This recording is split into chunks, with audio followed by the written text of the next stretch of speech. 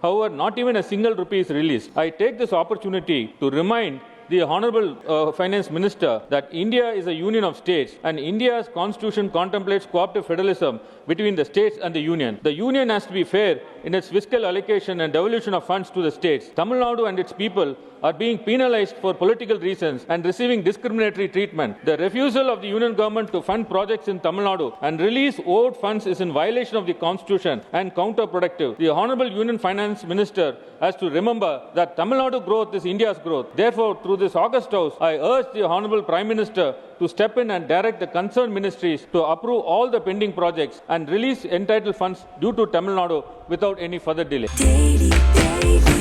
Taste Daily. Taste the Daily. Dr. Kanimozi NVN Somu. Yes. Thank you, Chairman, sir. Dr. Kanimozi NVN Somu. Thank you, Chairman, sir. Concern over rising cases of dubious drug trials having serious repercussions on the health care sector in the country. Please go ahead. Thank you, Chairman, sir. Sir, it is my prime duty to bring the notice to this House, a very serious issue raised by the Ethical Committee of the National Institute of Virology about the rising cases of dubious drug trials in India, which have serious repercussions on the whole health sector, sir. It also raised serious questions about the monitoring and quality control of the clinical studies in our country. Recently, the Drug Controller General of India, the DGCI, has received an appeal to investigate the critical gaps in clinical trials by a pharma company to develop a biosimilar product for treatment of breast cancer, sir. For a company to conduct trials, all trials have to be registered with the Central Trial Registry of India. The most important factor in such trial is the genuineness of the original product, which is considered the gold standard. Any doubt about the authenticity of the gold standard is bound to give misgivings about the integrity of the whole trial and the effectiveness of the biosimilar copy being tested. So the allegation is that the trials are being conducted just 4 months before the procurement of the gold standard drug from the original manufacturer. Sir, a principal assessor at the National Accreditation Board of Hospitals and the Quality Control of India had called the Ethics Committee of the medical colleges and the big hospitals as dysfunctional, as they are just namesakes and do not scrutinize medical research properly in many instances. If this spurious thing going undetected by the IECs and the IRBs of the 40 premier institutions of the country illustrates the porosity of the checks and balances on the ethical conduct of clinical trials. This raises a serious question about the authenticity of the trial data. By no sleight of hand can this anomaly be brushed under the carpet, sir. The human lives are at the stake if this drug sees the light of the dubious trial. Unfortunately, the same pharma company has a substantial large contribution through electoral bonds. The data released by the Election Commission on March 14th has revealed 35 pharma companies in India have contributed nearly 1,000 crores of political parties across the state and center. Through the companies which are being invested for poor quality drugs which they are purchased through the bonds. As a member of the medical fraternity, sir, I caution the Union government to take stringent action against all those involved in these unethical practices in clinical trials and not to play with the life of the innocent people by supporting and facilitating those who conduct dubious, unethical drug trials in the country. Sir, through the chair, I request the Honorable Minister of Health.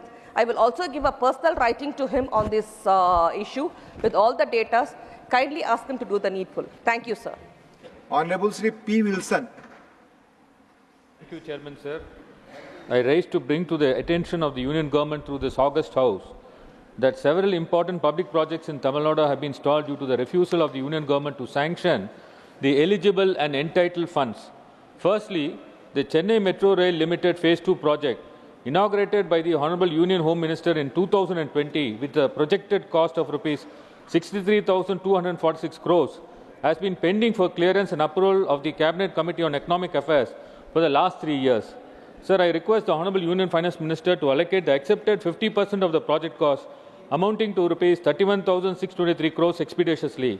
Secondly, the detailed project reports for the Coimbatore, Madurai and Trichy Metro Rail projects have also been submitted to the Union Government and are pending approval for many months. Thirdly, with regard to the Tamil Nadu request for releasing of Rs 37,907 crores from the NDRF fund after the 2 natural calamities in last December, a mere rupees 276 crores have been released by the union government. Sir, I request the Honorable Union Home Minister to release at least 3,000 crores immediately as an interim measure to undertake restoration and relief works in Tamil Nadu.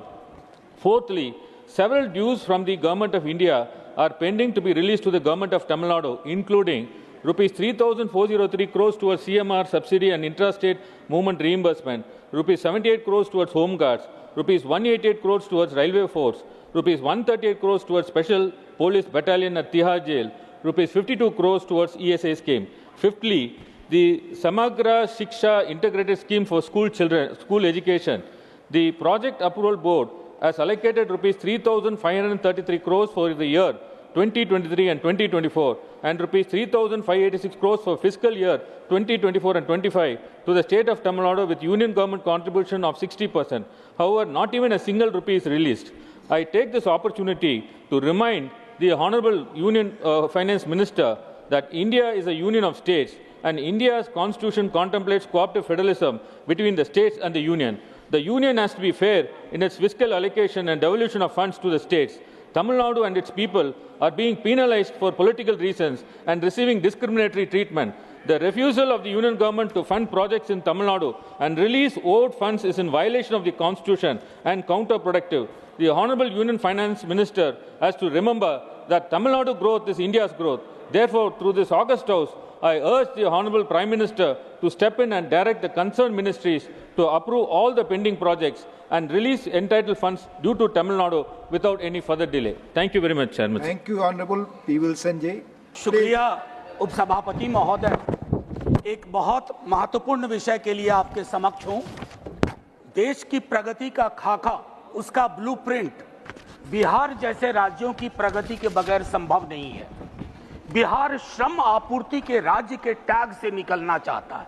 ये tag हमेशा औपनिवेशिक शासन काल से आज तक लगा हुआ है। स्पेशल इकोनॉमिक जोन की बात होती है, 378 पूरे देश में है, 265 ऑपरेशनल है।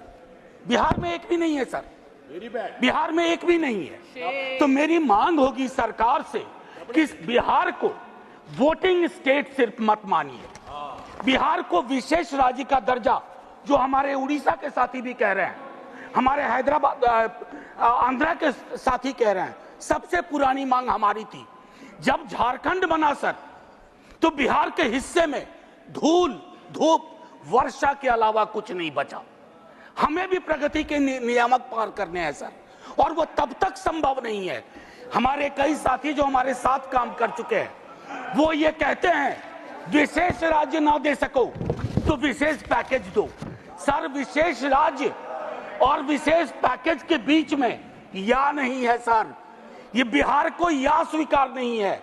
विशेष राज्य भी चाहिए का दर्जा और विशेष पैकेज भी चाहिए। एक चीज कहूंगा सर कि बिहार की प्रगति और विकास के मानदंड की जब चर्चा हो तो बिहार को संवेदना से देखने की जरूरत है। बिहार को सिर्फ चुनाव के वक्त में नहीं सर, अभी 5 स्पेशल इकोनॉमिक जोन मैं आग्रह करूंगा, सरकार के सर्वे सर्वा हैं, अध्यक्ष भी हैं, बोधगया, फतुहा, मुजफ्फरपुर, भागलपुर और एक कोसी के क्षेत्र में। लेकिन साथ ही पूरा बिहार, भाजपा के हमारे मित्र भी जानते हैं कि विशेष राज्य का दर्जा और विशेष पैकेज में या नहीं होना है। हमें दोनों चाहिए। संसद में मांगेंगे, सड़क पर मांगेंगे। जय हिंद।